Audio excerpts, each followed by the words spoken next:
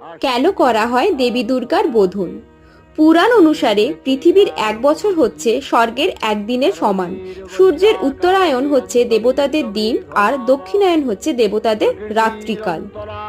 দিনের বেলায় অর্থাৎ সূর্যের উত্তরায়ণের সময় জাগ্রত থাকেন দেবতারা, তাই এই সময়ই দেবতাদের পুজো করার বিধান রয়েছে শাস্ত্রে।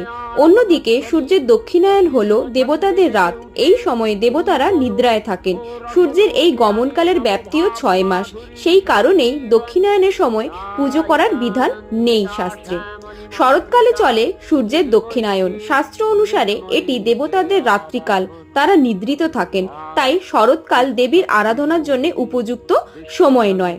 তাই এই অকালে তার পুজো করতে হলে তাকে জাগ্রত করতে হয়। জাগরণের এই প্রক্রিয়াটি এই বোধন নামে পরিচিত। সেই কারণে দুর্গাপুজো শুরু হয় দেবীর অকাল বোধন দিয়ে, অর্থাৎ অকালে বা নির্দিষ্ট সময়ের আগে তার ঘুম ভাঙানো হচ্ছে।